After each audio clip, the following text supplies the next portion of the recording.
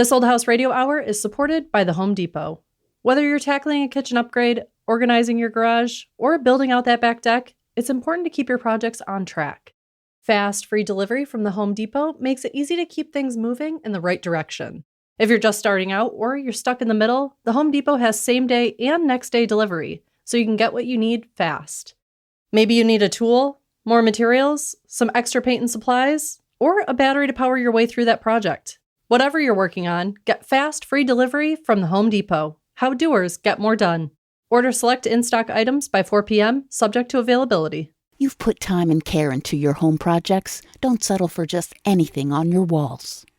Original art is what takes a room from finished to truly complete, and Saatchi Art is where to find it. Browse thousands of affordable, one-of-a-kind artworks that make your home uniquely yours. Visit SaatchiArt.com and get 10% off your first order with code THISOldHouse. That's 10% off at SaatchiArt.com. SaatChi Art.com. Don't wait until you break a hip. From LAist and APM, American Public Media, it's This Old House Radio Hour. I'm Jen Largis. Aging in place means planning ahead so your home protects you instead of putting you at risk. The more you learn in advance, the more you'll be ready. It should be a part of anyone's retirement plan. Roseanne Cash opens the doors to her Manhattan brownstone, where music, memory, and old ghosts all keep company. Even though I was in my late 30s when I moved into this house, I feel I grew up in this house. When the power goes out, panic isn't a plan. We'll show you how to pick the generator to power your home during a blackout. All of this, plus we're answering your home improvement questions at 877-864-7460. That's 877-864-7460. Coming up right after the break. It's This Old House Radio Hour. I'm Jen Largis. More and more Americans are choosing to grow older in their current home. But aging in place doesn't happen by accident. It happens because we prepare for it. Small fixes now can prevent big problems later. And the right changes can keep you safe, mobile, and independent in the home that you love. Rick Cantino from Operation Independence is here with the upgrades that matter most. You know, I read somewhere that the aging population, there is a reported 78% of baby boomers nationwide that are planning to stay in place if possible. What should people in our audience do to make sure that they can age in place? Well, the first thing that I often suggest is learning about home modifications, getting educated on what you can do to stay in your own home. And that usually means modifying because, especially in New England, you have a lot of steps. You have doors that are very narrow if in case someone has use of a wheelchair. So understanding the basics, and that's what I recommend most people do, is reading about it, go online, study it. There are rehab hospitals, facilities that are pretty well versed in guiding people as to what they should consider. Seek out councils on aging, for example, in your local town. They often have advice on who to talk to and resources for where you can go to learn more about what you can do. It is unfortunate, though, that many of my clients wait to the last minute. Mm-hmm. And for people who are currently aging in place, what's something that they could consider doing at this moment that might help them in the long run? Start with your path of travel, how you get into your house, going up the steps. Are you reaching for a handrail that's not there? Mm-hmm. When you get into the house, path of travel through the house. The bathroom, for example, when you enter your shower or bathtub, do you tend to reach for a wall to support yourself? You know, that might be a good place for a grab bar. Go through all the moves. And if you find yourself feeling difficulty doing any of those things, there's a point where you should concentrate on learning about how to improve that place. Do you follow a rule of thumb, knowing when it's time to start making these modifications in your home? You know, I think most of my clients fall into two categories. They are either being proactive because they know that at some point they're going to want to do something in their home, or reactive. So it tends to take different avenues. Proactive, you can plan ahead And the rule of thumb is once you understand the general concepts and what you can do, and you want to do something, start to find out people that can help you do that. Contractors, consultants. If somebody is being reactive, meaning they've had a fall, they should jump right in. The rule of thumb is get someone who can help you, who knows what they're doing. Besides the width of a doorway, what are some other major points that usually need attention? I usually start with the entryways and the exits of a house. If you have many steps and they're becoming difficult to get up, there are modifications to address that. For example, you can put in a simple ramp to get up to your entry level of the house. You can put in a stair chair. They do make exterior stair chairs. They have little mini elevators. They call them vertical platform lifts, which can be attached to an existing porch. So I go through the entryways and the exits first. Then usually, depending on the needs of a particular homeowner, the bathroom is a focal point. Mm-hmm. That's where there's a lot of risk of fall. I've seen many of my clients have a fall there because they're getting in a tub and they can't, maneuver that. So converting a tub into a threshold-free or roll-in shower is a great modification. And that takes care of any need that a homeowner may have, whether they're having trouble right now walking into the bathing area, or if they eventually end up, or a family member ends up in a wheelchair. You roll in, there's no obstacle there. And then outside of that, there are many other things you can do. There are kitchen modifications that can be made. Countertop height is one. For example, someone is in a wheelchair, either a family member or the principal homeowner. Being able to access counter space while you're sitting.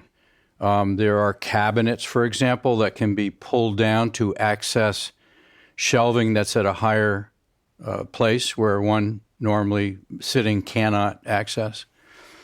Dishwashers that are a little higher. Stove tops that have controls on the front rather than in the back. So you're not reaching over a hot space. Now, the price tag for some of these services, like you mentioned, an elevator or bathroom redesign, can be extensive. Do you have any advice for listeners trying to navigate maybe that sticker shock? Save your money.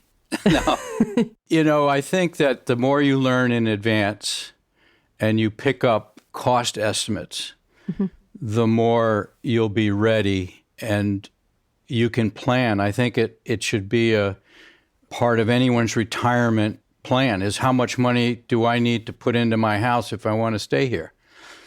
There's some real inexpensive, simple modifications from a grab bar, which is, $75, $100, to a full-fledged 2-story, 3-story elevator, which can go into the hundreds of thousands. So, yeah, plan for the expense. A lot of these things are also preventative. So when you're installing grab bars, you're hopefully helping mitigate the risk for a fall that then would lead to more extensive need for modifications. Oh, gosh, yes. Are there any certifications or resources that people could use when they go looking for guidance on these things to know that someone is qualified to give them good advice? Yeah. If a contractor has certified aging in place or CAPS certification, that gives a contractor the knowledge for home modifications, because it's a specialty mm-hmm. field in a way.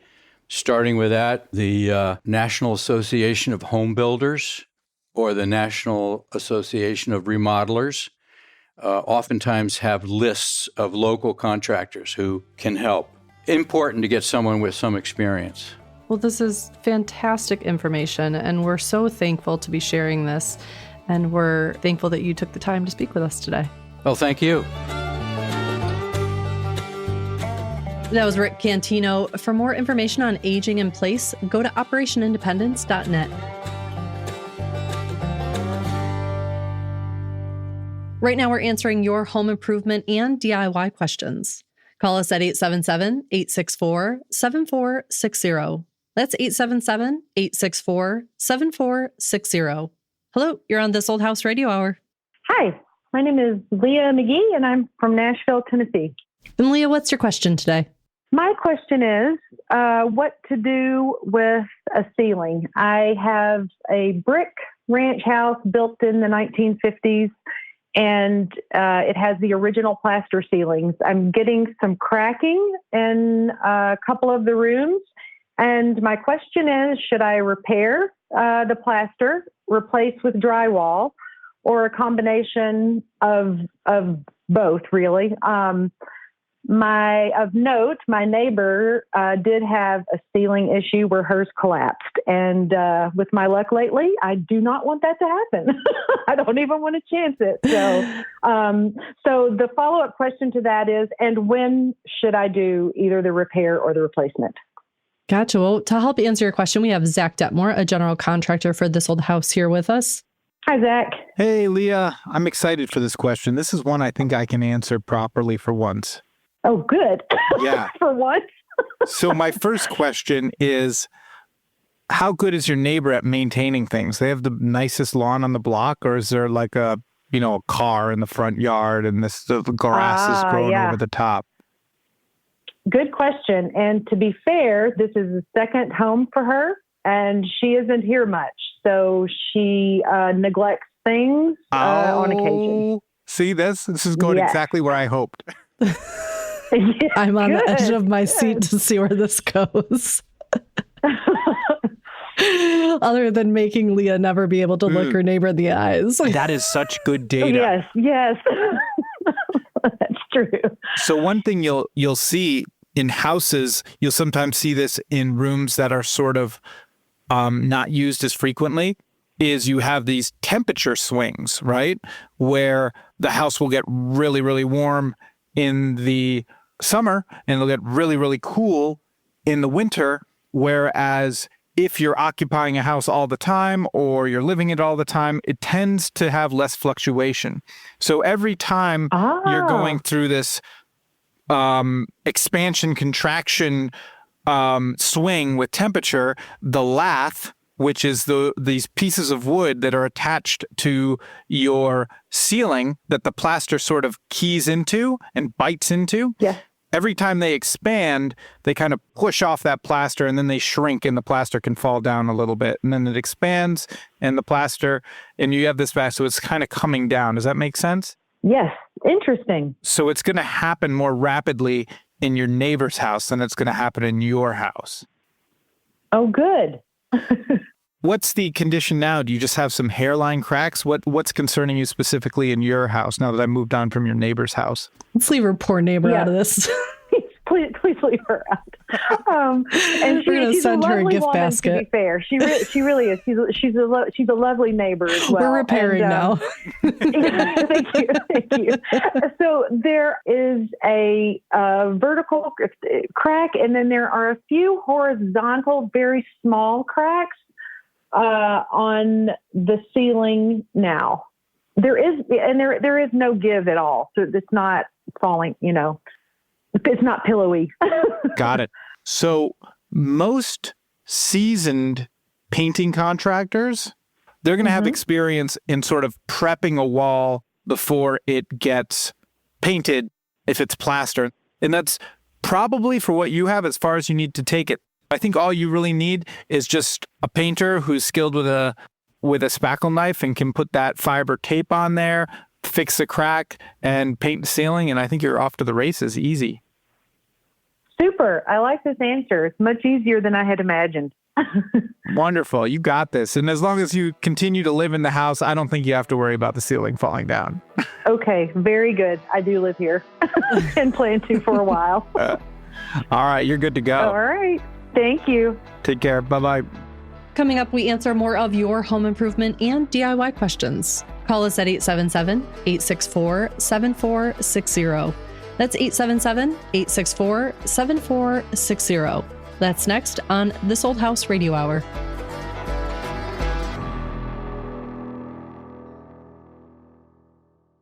This Old House Radio Hour is supported by the Home Depot.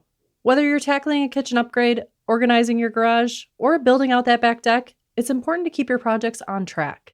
Fast, free delivery from the Home Depot makes it easy to keep things moving in the right direction. If you're just starting out or you're stuck in the middle, the Home Depot has same-day and next-day delivery, so you can get what you need fast.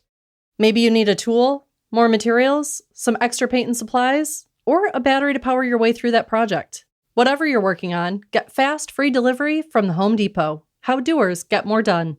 Order select in-stock items by 4 p.m., subject to availability. You know when you walk into someone's home and there is something that makes the space feel complete? That's the power of original art. It adds depth and character to a space that prints and other decor can't. At Saatchi Art, finding affordable, handmade, one-of-a-kind art for your home is easier than you think.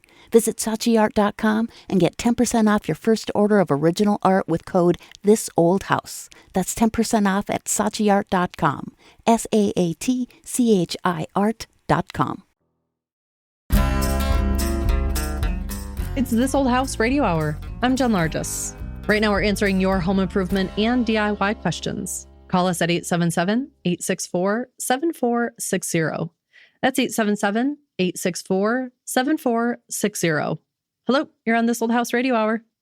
Hi, this is Gina Frank calling from Framingham, Massachusetts. Hi, Gina. What's your question today? I am calling because I have a bunch of lichen and moss on my roof that's left over from when I had a big old oak tree next door. And we bought our house in 2022, and the inspector said the roof was in good shape, but I just am wondering, now that that tree's gone, does it make sense to remove that lichen and moss? And like, who do I contact to do that? I just feel like someone's going to try to sell me a new roof. That is a legitimate concern. Luckily, we have Ross Trethewey, the building engineer for This Old House, and Zach Detmore, a building contractor for the show, both on the line. Hey, Gina. Ross Trethewey here. Oh, hi. Hey, Gina, Zach here. Hi, so exciting to talk to you. Well, great question. Zach, you want to jump into it? Totally. You need a new roof. Oh, sorry. Hey. No, that's okay. I just want to know. She just wants the truth. He's kidding. He's kidding. Oh, okay. I was ready. Yeah, you're good. I'm trying to see if I can get commissions off the show for how many roofs I can sell, but it's not working out so well. They're keeping me honest. Yeah, I think this is a something you can clean off. Are you a DIY type person, or do you want to hire someone to do this? You know, we're normally pretty DIY, but I feel like I've known too many people who have fallen off of roofs. Like, You used to know people who fell off roofs. For real. There's places we have to draw the line, right? Yeah, where we that involves not dying. Exactly. So, Zach, is it a problem to actually leave any kind of moss on the roof? Does it it definitely needs to be cleaned? That's a great question. My understanding of the roof that you have is you typically don't want anything living that can sort of embed into the particles. It's just not how it was designed as a system in terms of durability. So I definitely think you want to clean this off. My first call, if this was my house, because I also don't like being on a roof just because I'm kind of scared of heights, even though I do this professionally, is I call a soft washer, not a power washer, right? Even though it's usually all in the name. But people who run power washing businesses typically rely on chemicals and volume of water rather than pressure and PSI to clean the exterior of homes. So these types of people typically will know to brush the roof rather than sort of blast it off. What do you think, Ross? Am I barking up the right roof here? No, yeah. Yeah, you do not use a power washer. So if anybody comes to you and says, yeah, we could power wash that stuff right off, that's not the right solution. I'm assuming you have asphalt shingles, Gina. Yeah, asphalt shingles, yeah. Yep. And is it only on the north side of the building, or is it on all sides? It's only on the north side. What's probably happening is, you're getting that bio growth, the lichen and the moss. And so what it's ultimately doing is it's absorbing water. And so it's basically like putting a water pad on top of your roof. So it will definitely, you definitely want to remove it because you don't want water sitting on the shingles. They never have a chance to dry out. It creates, challenges with roof rot. And then on top of that, it can start to lift the shingles. up if it starts to get underneath them. And then if you want to take it a step further, they do have zinc and copper that you can install under the ridge vent. You can put a layer of zinc under the ridge vent, and then when the rainwater hits it, that zinc runoff, it acts as a way to protect future moss from growing. And if you drink the water coming off your roof, it'll keep you from getting colds in the winter. Fake news. Fake news. Prove me wrong. Try it and see. Yeah, it's worth a try, right? Who doesn't need more heavy metals? You didn't know this was the kind of advice you were calling in for today. Yeah, it was. But who am I actually looking up to try to find here? Like people who do soft washing, you said? Yeah, so if you search power washing company and look under their services, typically you'll see something like soft washing, rinsing, window cleaning. But in general, professional power washing companies offer soft washing. They will use aggressive PSI if they're doing concrete or graffiti removal. But in general, most of those companies come with the right skill set. Just look at the services they offer on their website. And if you see soft washing, I would talk to one person, get a feel for them. And if you need another one, try two. Great. Okay, thank you so much. Super helpful. Good luck, right. and call me if you want that roof installed. Oh, yeah, I'll hit you up. All right, great. Thank you. Thanks, Gina. Thanks, Gina. Bye-bye. Right now, we're answering your home improvement and DIY questions. Call us at 877-864-7460. That's 877-864-7460. Hello, you're on This Old House Radio Hour. Hi, this is Adam Verslight from Pittsburgh, Pennsylvania. Hey, Adam, what's your question? Yeah. So last fall, I bought a new dryer, and I bought one of these heat pump dryers that doesn't have a vent in it. Mm-hmm. But our previous dryer was vented. So, we took the hose out where it connects to the vent out of the house, but now I have nothing there. I just have a hole in the side of my house. And I don't know what to do with it, if I should fill it up or leave it and don't touch it or what.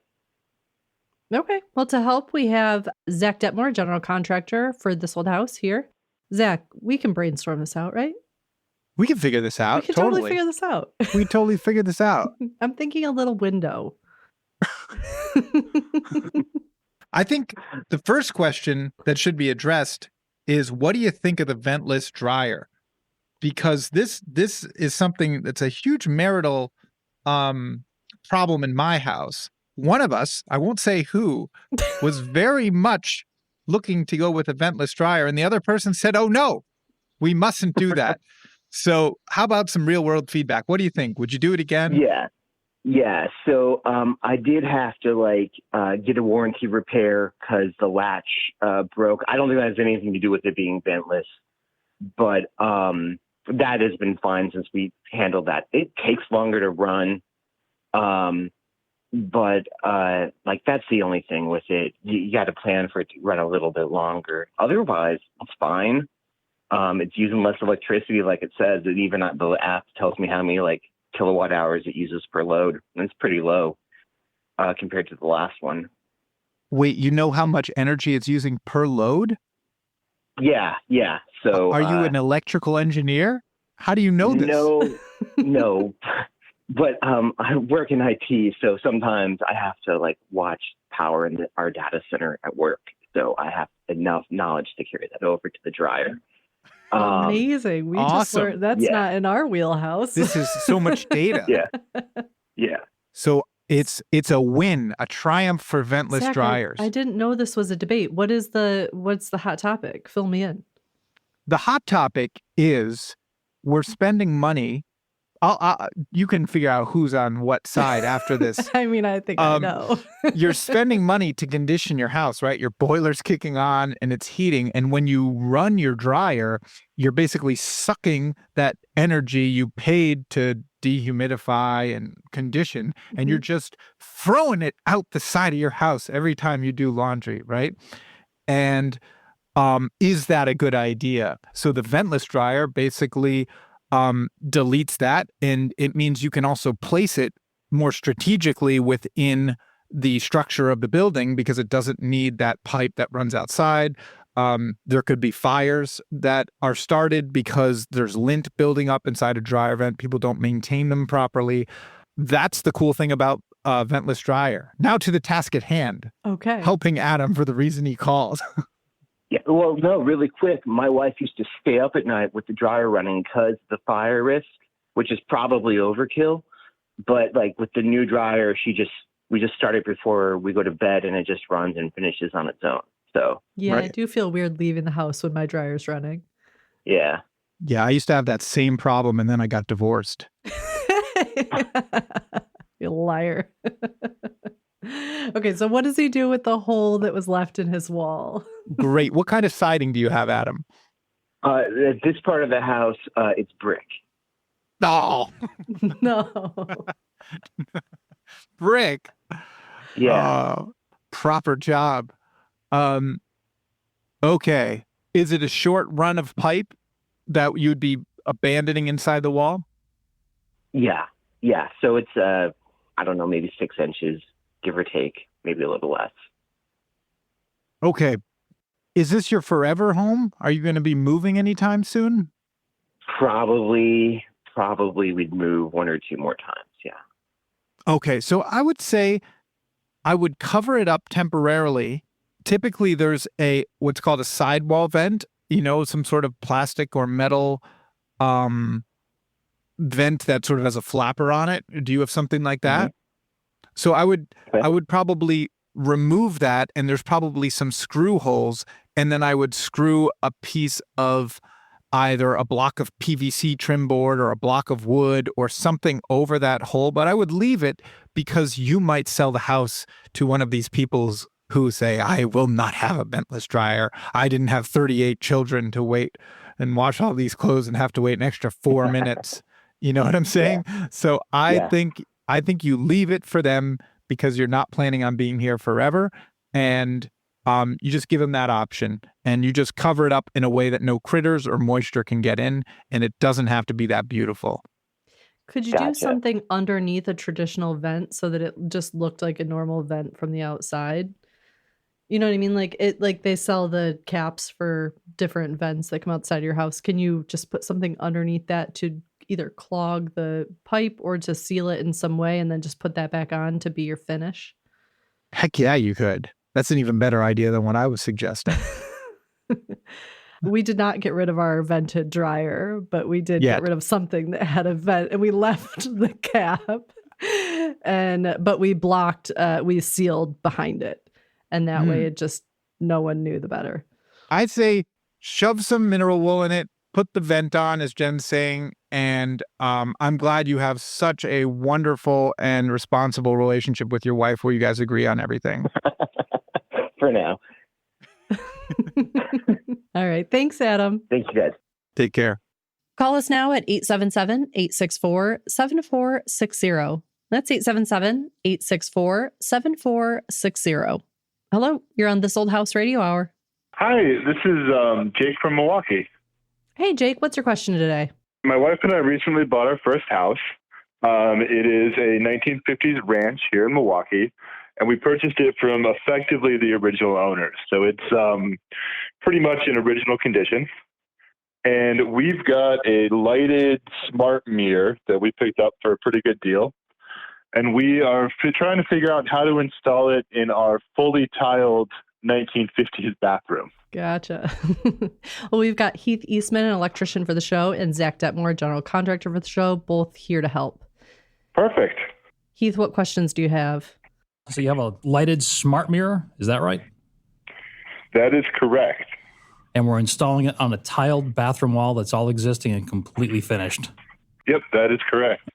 So you like to pick the easy projects, apparently. Yes.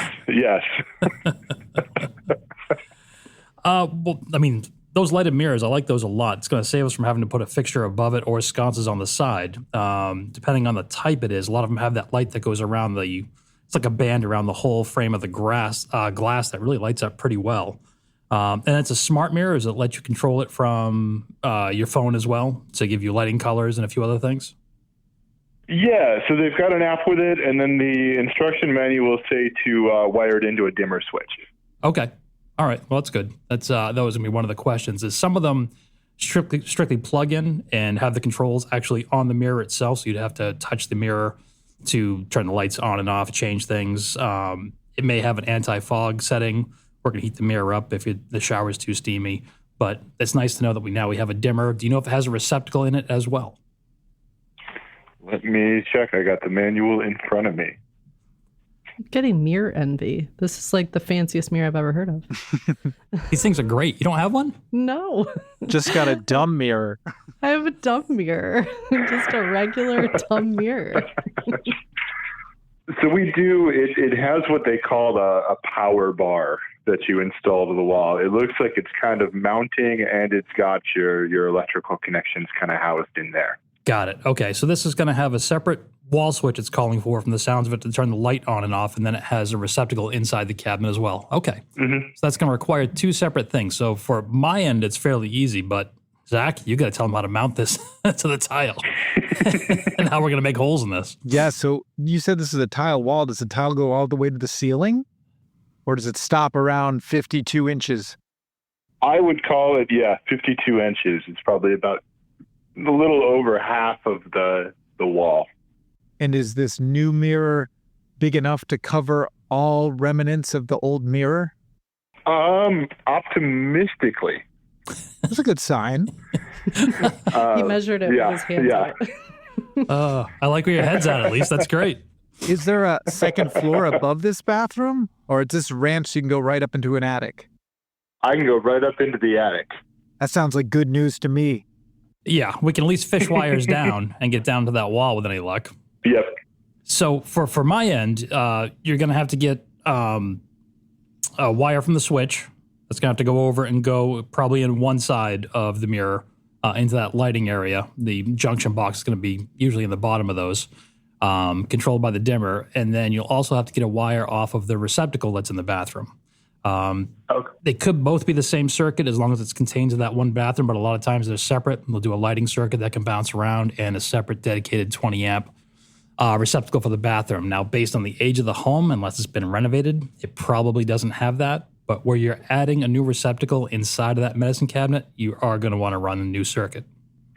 They did update this to a GFCI at some point, and I tested it. It is a real GFCI.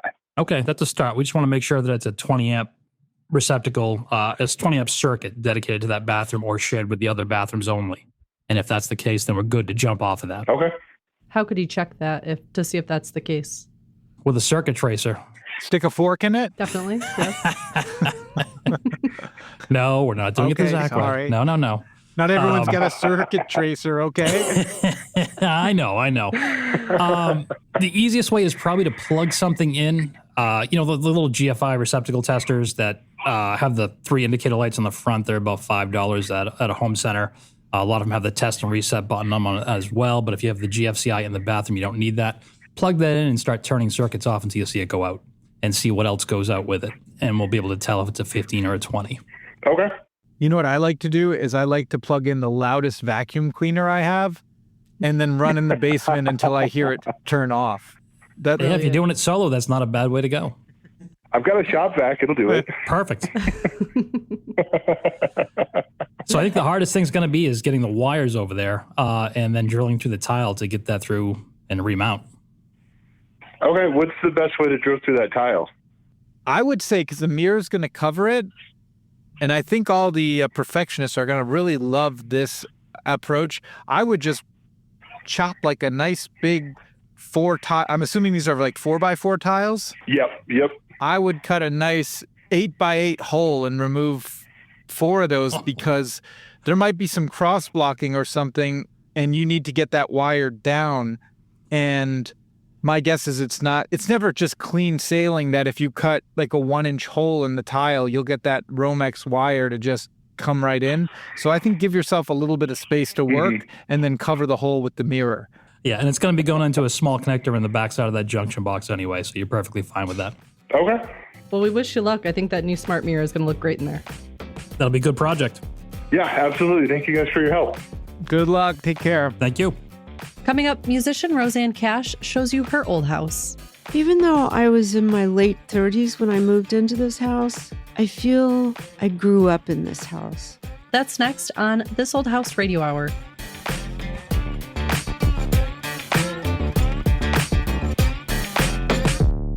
You know when you walk into someone's home and there is something that makes the space feel complete? That's the power of original art. It adds depth and character to a space that prints and other decor can't. At Saatchi Art, finding affordable, handmade, one-of-a-kind art for your home is easier than you think. Visit SaatchiArt.com and get 10% off your first order of original art with code THISOLDHOUSE. That's 10% off at SaatchiArt.com. SaatChi Art.com.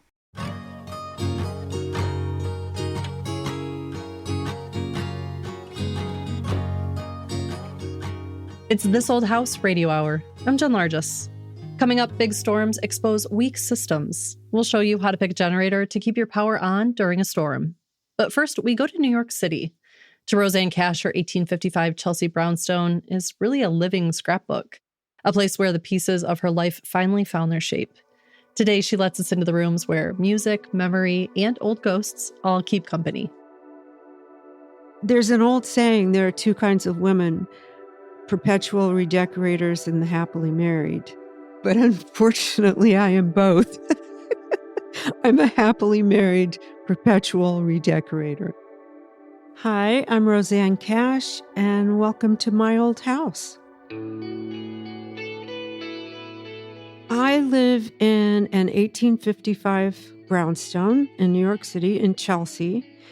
My husband and I bought it in 1996, so we've been here a long time. We've seen the neighborhood change a lot. I looked at a lot of brownstones, and most of them, all of the original details had been stripped out in the 70s, and a lot of them looked very Scandinavian. All blonde wood and creamy white walls. And this was one of the only ones I saw that still had the original moldings in the ceiling, and they're carved, beautiful leaf moldings and an arch in the center of the room with carved angel heads in it, So I was really seduced by that when I first walked into the house. There were two things that sold me on this house. One was that the moldings were intact on the ground floor, on the parlor floor. And the second was that I could see the Empire State Building from my bedroom window. And it just seemed so romantic, to look out the bedroom and see the Empire State Building lighted up. The heart of the house is this parlor floor. John and I spend a lot of time here. We love it. It is very cozy and comfortable. But I would say if this is the heart of the house, the brain of the house would be the recording studio down in the basement. We've recorded a lot down there. We've made records down there. We write down there. There's a lot of music in this house. John has his guitar amp in the living room. It sits there all the time. There are guitars everywhere. So it's a house that's full of color and music.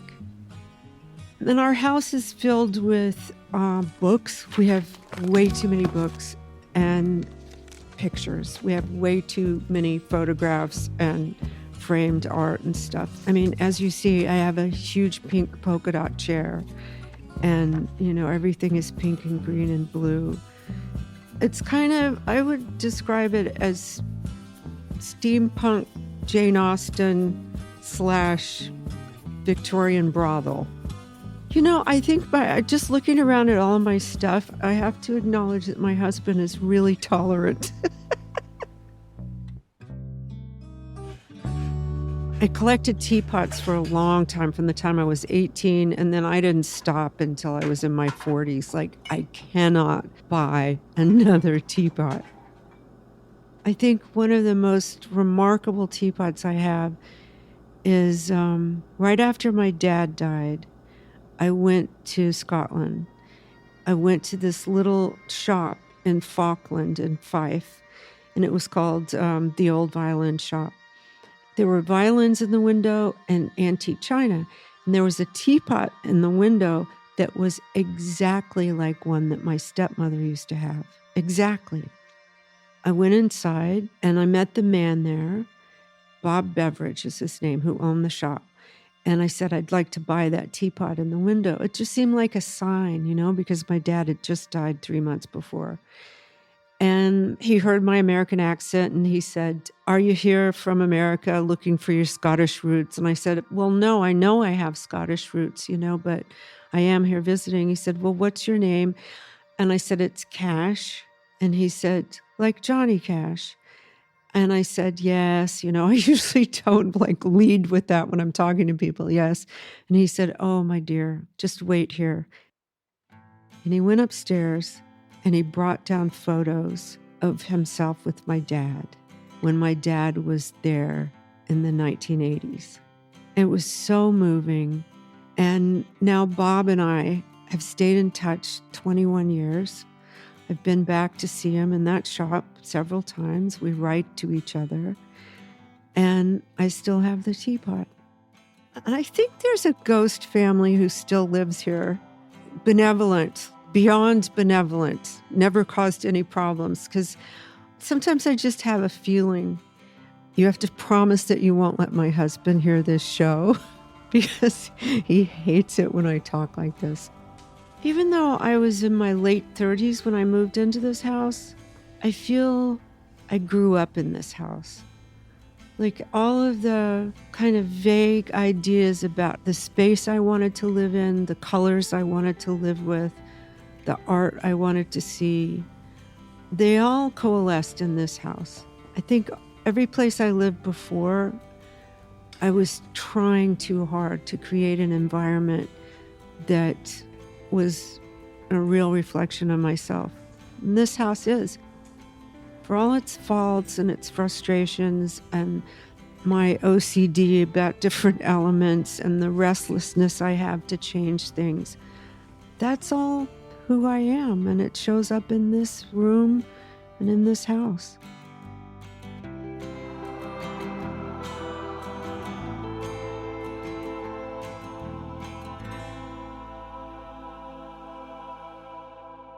That was Roseanne Cash. Her retrospective album, The Essential Collection, is out now from Rumble Strip Records. Listen wherever you stream your music. At This Old House, we want you to get the most out of everyday items in and around your home. Here are the 3 things you can do with an extra brick. 1. Create a tiered planter. By stacking a planter on top of an extra brick, you can give your garden a cascading effect, and it'll help with watering. 2. Secure a downspout. If your downspout becomes detached near the ground, use a brick as a quick temporary fix to minimize potential structural damage. Lastly, grill with a brick. You need to properly clean, sanitize, and wrap a brick to use it as a weight on your backyard grill. The weight of the brick provides even pressure on your food against the cooking surface. Just make sure you follow the right steps to cook safely to avoid illness. Now, back to the show.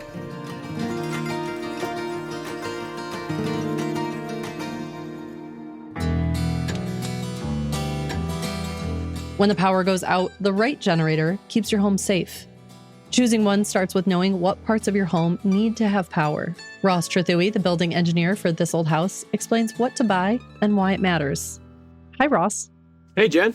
So let's get a lay of the land. What kind of generators can you choose from? When it comes to generators, there's generally 2 different categories. The first one being portable generators and the other one being stationary generators.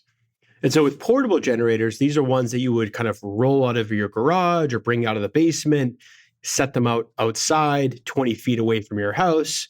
And they typically are gasoline fired. You fill them with gasoline. And they plug in to typically a manual transfer switch. So there's a switch that manually gets activated. They have either an electronic start or a pull chain start. And it's going to be much more manual. But these are great for dealing with a power outage in a house for your critical loads of the house, right? So to run maybe your heating system, maybe to run a refrigerator, maybe to run some lights, so that's your kind of traditional portable generator setup. Stationary generators are, have a kind of a different animal to them, and those are fixed in place. Typically, they run on natural gas or propane, and those can be sized for modest loads of the house all the way up to whole house backup power. Those aren't portable, of course. Those are fixed. They're usually mounted onto a concrete pad. They typically require, a professional to get them installed right. And with those, typically they have an automatic transfer switch. So it means that the system is smart enough to know if there's a loss of grid power, it automatically turns on the generator, flips the transfer switch, and then the electricity flows from the generator to the house. So when you're hooking up a portable generator, is it always going to be whatever you want to plug in, plugs directly into the generator? Or can that ever be connected to, like you said, directly to the house in some way? And does that require an electrician? In the portable sense, they kind of have two different flavors.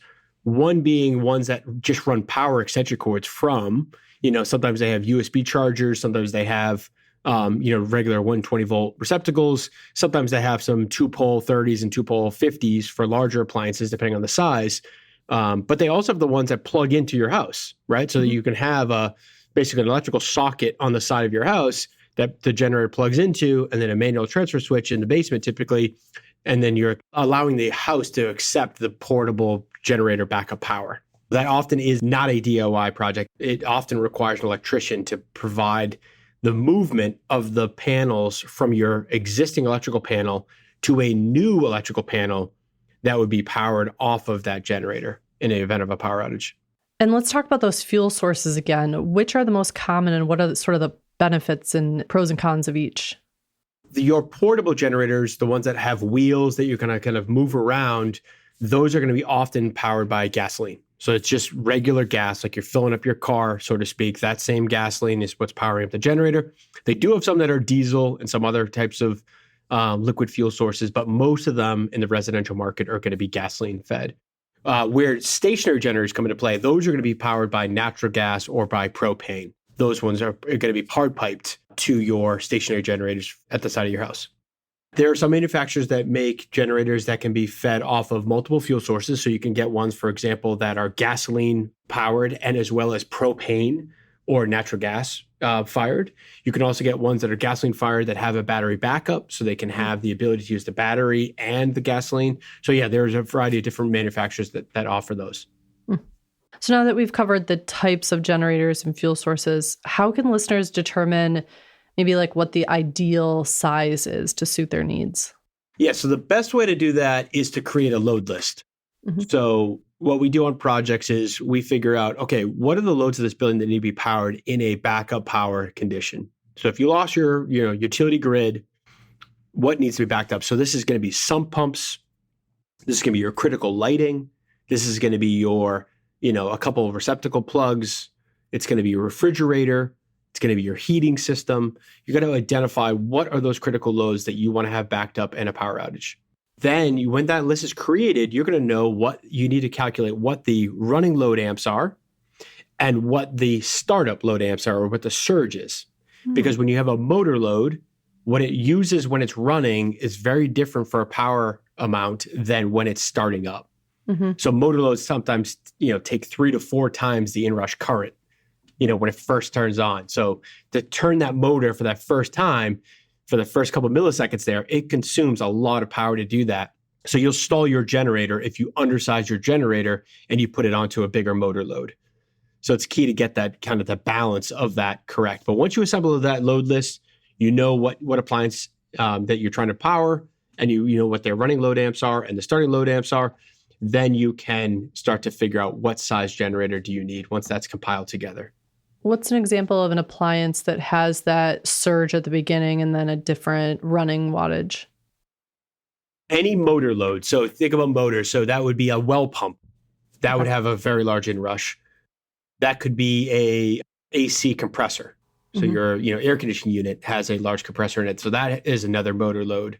Do you have any safety tips for people who are getting a generator that's maybe not professionally installed? They're looking to plug things into it. What things can go wrong? From a safety, it's all about just getting the exhaust fumes away from the house. If it's a portable generator, you have to get it at least 20 feet away from the house. And the exhaust should be blowing away from the house, right? Because there's an intake side and an exhaust side of those generators. Make sure the exhaust is blowing away from the house, get it far away from the house, because there's a risk of carbon monoxide poisoning, right? So there's a safety risk here. So you got to get that stuff, handled properly. Too often people start them in their garages and leave the door open. Yeah, I'm like, no, you cannot do that. You cannot do that. Absolutely not. Absolutely not.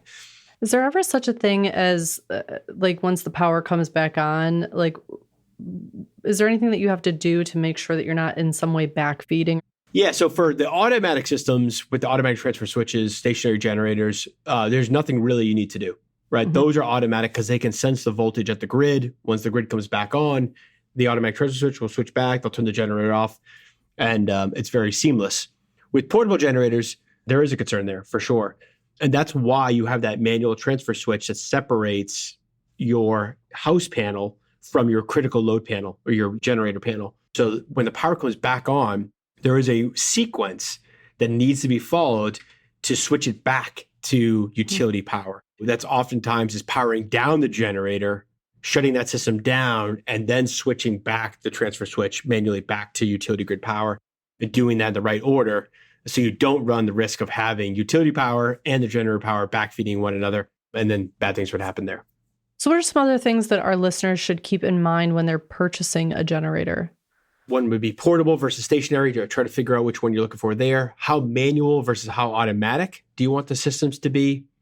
Getting the sizing right so that you're handling your critical loads of that building, and maybe sizing it so that you can have some future load capabilities. Yeah. Right. I would say that if you're going to size them, size conservatively, meaning pick the larger size versus the smaller size. That would give you some of that kind of extra wiggle room, especially for motor loads starting up. If price is not an issue, I would say go with the inverter generators. Those are, to me, are going to be much better. They're far quieter. They're much more fuel efficient. The fuel efficiency is a big one, right? Like if you're filling up a gasoline tank inside these generators with the inverter style, you might get 2 times or 3 times the amount of life out of that gasoline tank than a traditional one. Because a traditional portable generator is on at 100%, it stays at 100%. It doesn't have speed control. Where the inverter style throttles, it has variable speed. So it can ramp the engine up or ramp the engine down based on what's calling. Depending on how much draw you could have 2, 3, 4x the life on the same volume of gasoline on an inverter generator compared to a traditional generator. Ross, this is incredible information. We appreciate your expertise here. Thanks, Jen. If you need help on your next purchase, leave us a voicemail on our hotline, 877-864-7460. That's 877-864-7460, and we'll teach you how to buy.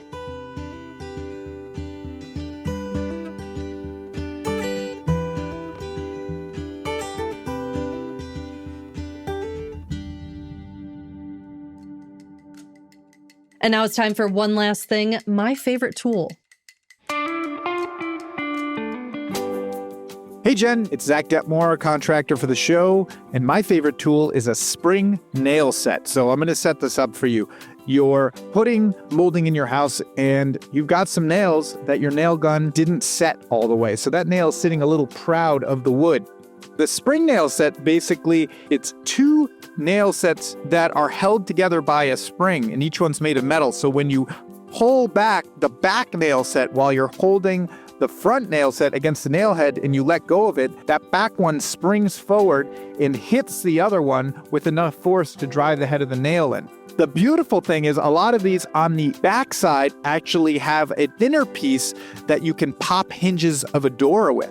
So you've got a small tool that sets nails, that removes hinges. It fits in your pocket. Fantastic tool.